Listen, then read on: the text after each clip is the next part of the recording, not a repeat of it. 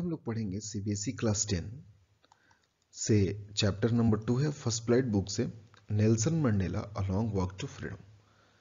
Along walk to freedom जो है इनका एक ऑटोबायोग्राफी है और इसमें से एक एक्सट्रैक्ट है। ये जो चैप्टर है ये एक एक्सट्रैक्ट है उस दिन का जिस दिन इनका एज ए प्रेसिडेंट ये ओथ ले रहे थे। नेल्सन मंडेला ये फर्स्ट ब्लैक प्रेसिडेंट थे साउथ अफ्रीका के। तो आज हमारा क्लास का एजेंडा क्या होगा? हम लोग अपार्थाइड सिस्टम डिस्कस करेंगे, उस दिन का जो इनॉग्रेशन था, जो भी सेरेमनी था उसके बारे में देखेंगे। नेल्सन मंडेला उस दिन एक स्पीच देते हैं, उसको देखेंगे उसमें क्या क्या है। ट्रीन ऑब्लिगेशंस के बारे में देखेंगे। Freedom, meaning of freedom, Nelson Mandela का डिफरेंट स्टेजेस ऑफ लाइफ में उनके लिए फ्रीडम क्या क्या मैटर करता था, फ्रीडम को वो किस तरह से लेते थे, इसको देखेंगे। और ये जो फ्रीडम स्ट्रगल था नेल्सन मंडेला की लाइफ में क्या क्या चेंजेस लाया, इसको भी देखेंगे हम लोग। तो स्टार्ट करते हैं हम लोग। Apartheid system, what was apartheid system?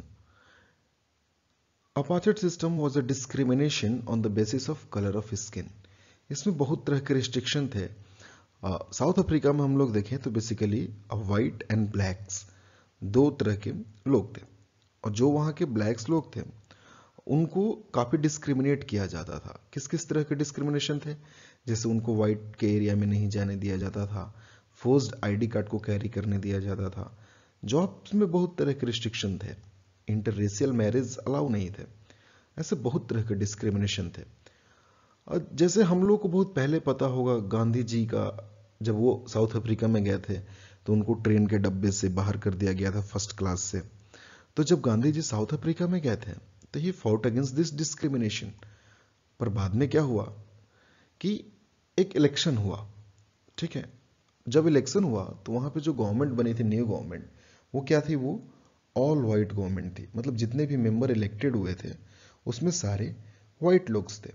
तो सिंपली हम लोग इससे ऑब्जर्व कर सकते हैं कि अगर किसी गवर्नमेंट में अगर किसी एक पर्टिकुलर क्लास के लोग रिप्रेजेंटेटिव्स बन जाए तो दूसरे क्लास के लिए वो काफ़ी बुरा हो जाता है। उनके हम लोग जो भी राइट्स हैं उसको हम लोग देख नहीं पाते हैं।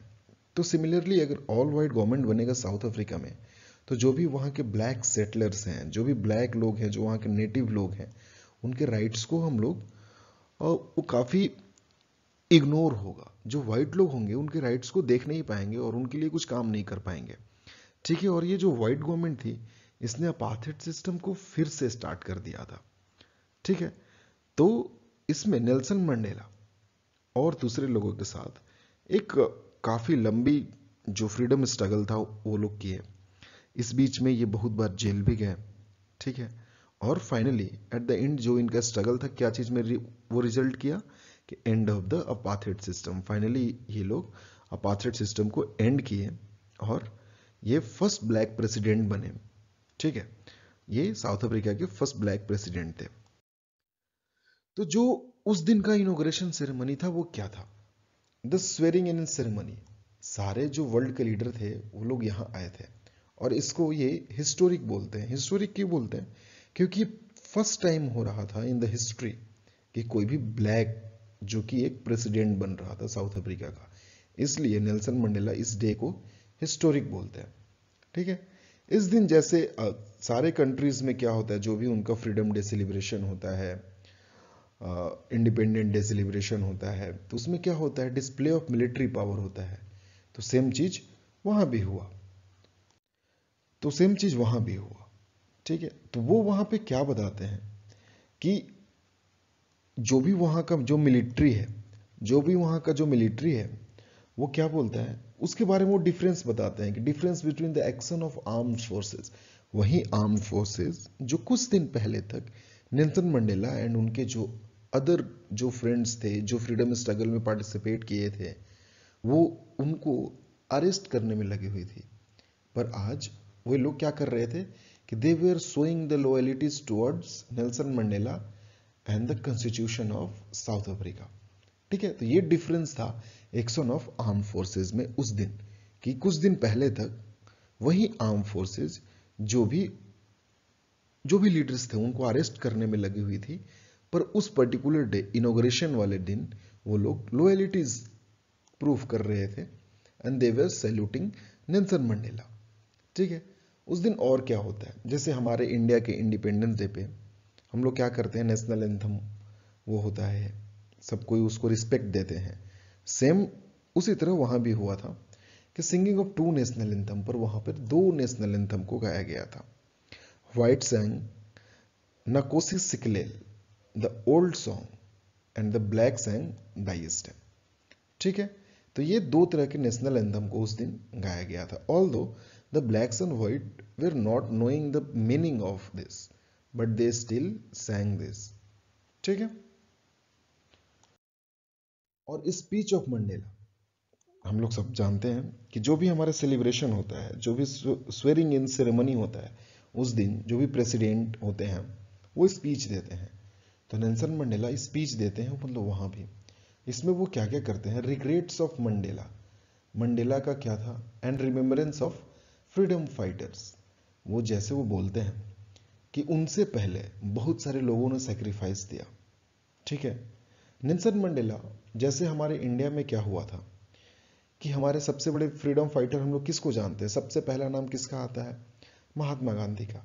पर ऐसा तो नहीं था कि केवल महात्मा गांधी ने अकेले फ्रीडम में वो पार्टिसिपेट किए थे, फ्रीडम स्ट्रगल में बहुत सारे लीडर्स थे, सरदार पटेल थे, जवाहरलाल नेहरू थे, बहुत सारे लीडर्स थे।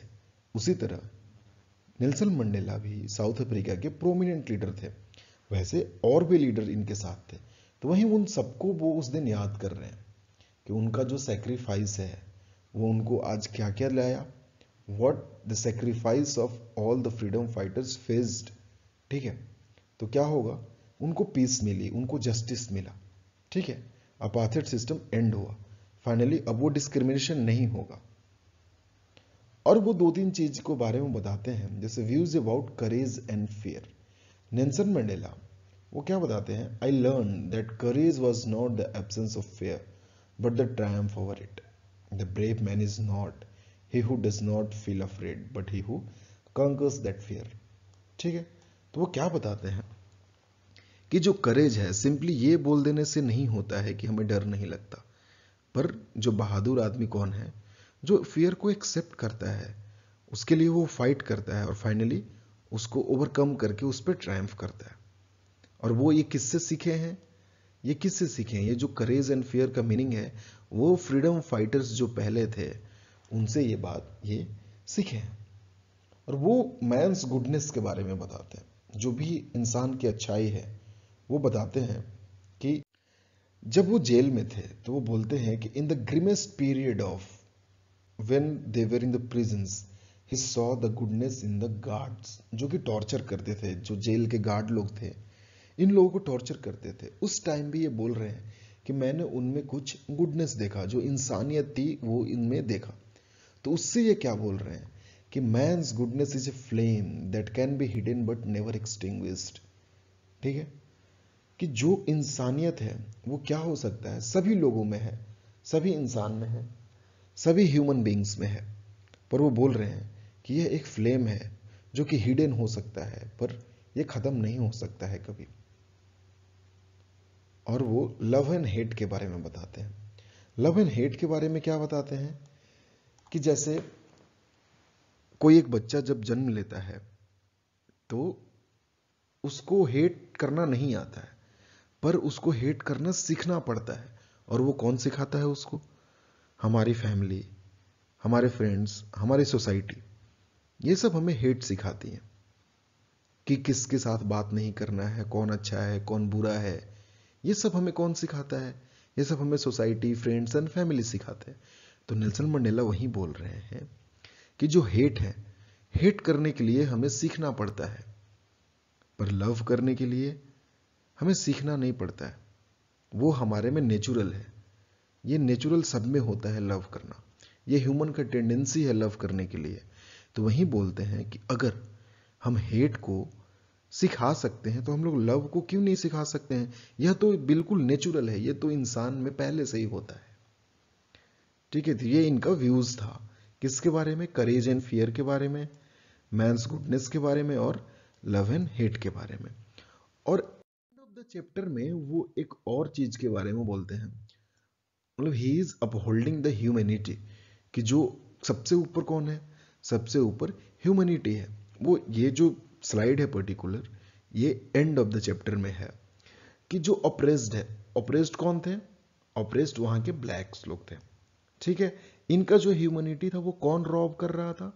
इनका ह्यूमैनिटी था वो ऑपरेसर रॉब कर रहा था। ऑपरेसर कौन थे? व्हाइट्स लोग थे। व्हाइट्स लोग इन पे टॉर्चर करते थे, पनिशमेंट देते थे। तो जो भी इनका ह्यूमैनिटी था वो कौन ले रहा था? व्हाइट लोग ले रहे थे, ठीक है। पर नेल्सन मंडेला बोल रहे हैं कि जो ऑपरेसर है, जो व्हाइट्स लोग हैं, वो भी कैप्टिव हैं किसके? हेट्रेड के, ठीक है। ये ऑपरेसर जो है, इनसे ये काम कौन करवा रहा है? इनसे जो भी इस पे टॉर्चर जो हो रहा है ऑपरेस्ड पे, ये कौन करवा रहा है? ये जो हेट्रेड है, यही ऑपरेसर को फोर्स करता है कि आप ब्लैक पीपल पर इस तरह के टॉर्चर करें, पनिशमेंट करें। तो वो फाइनली क्या बोलते हैं कि oppressed should be liberated from the oppressor and oppressor should be liberated from hatred. The both need to be liberated.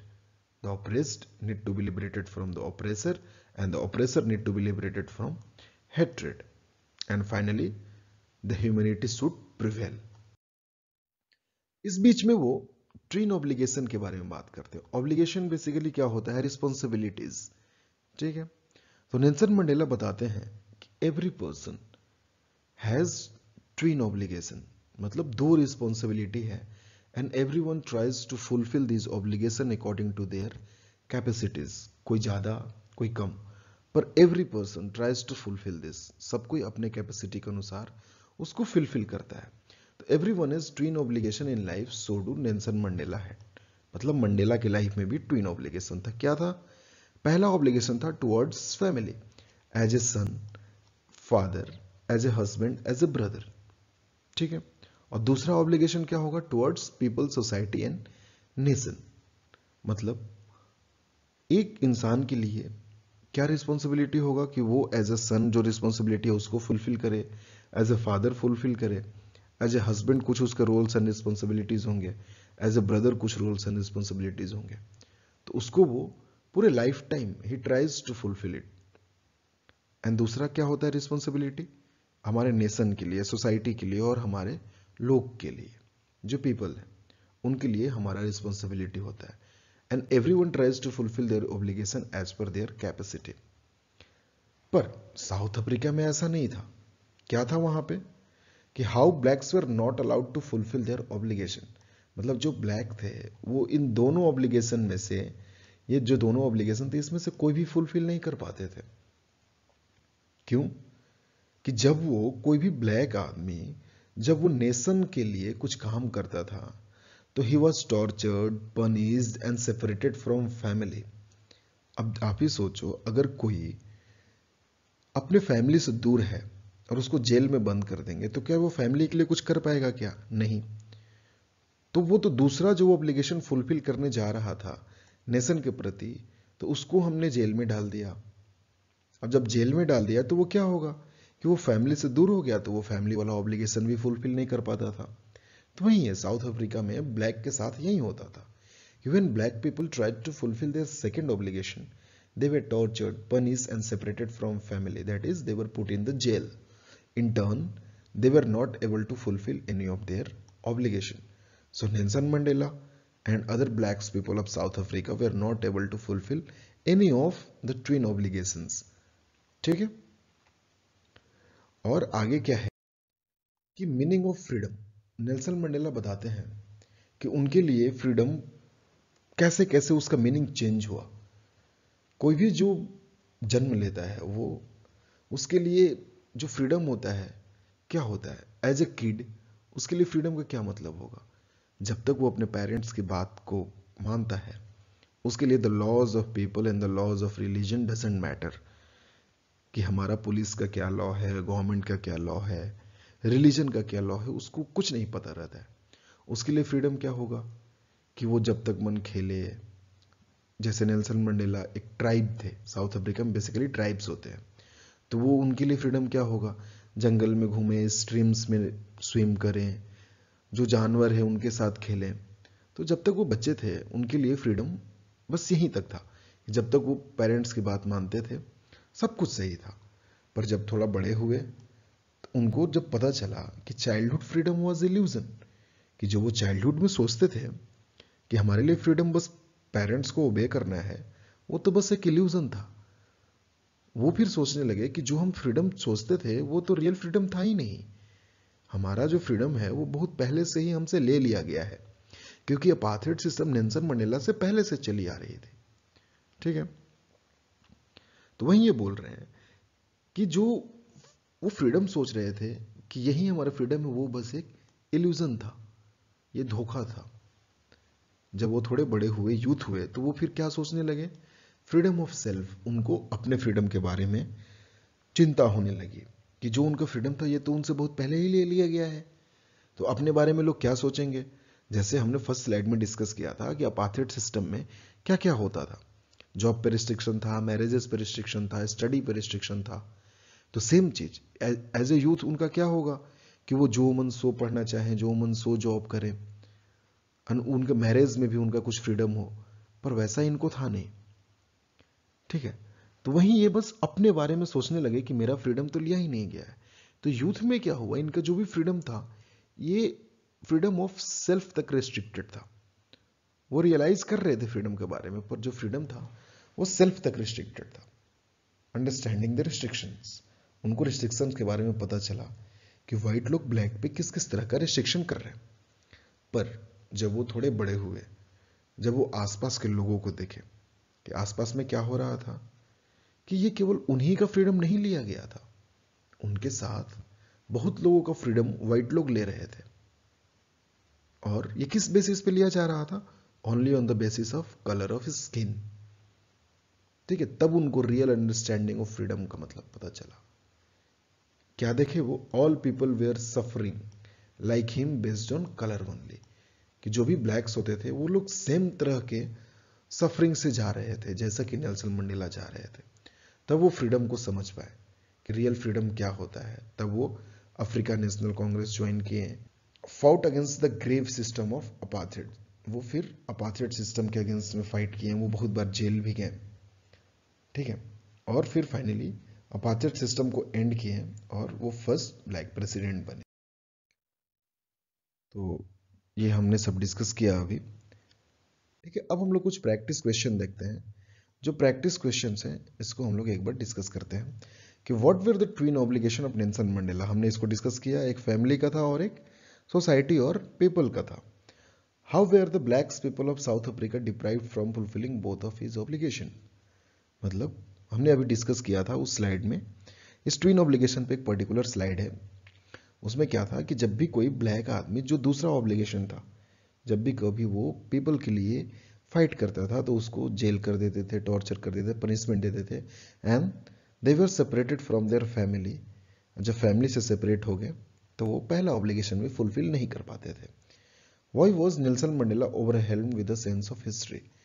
ये ओवरवेल्म क्यों थे सेंस ऑफ हिस्ट्री से, क्योंकि ये जो था ये ग्रेव इनजस्टिस हुआ था ब्लैक्स लोगों के साथ, सेंचुरीज ऑफ टॉर्चर था ये, और वो आज के दिन वो खत्म हो रहा था। इसीलिए वो इसको काफी हिस्टोरिक बोलते हैं कि इतना जो हम लोग फाइट किए ग्रेव इनजस्टिस से, टॉर्चर से, ठीक है वो हुआ, पर आज से वो वैसा नहीं होगा। तो वहीं वो हिस्ट्री को याद कर रहे हैं कि how did he succeed in ending the apartheid regime in south Africa. पहले वो क्या किए, फ्रीडम का रियल मीनिंग उनको पता चला, then he joined the African National Congress and fought for the end of the apartheid system.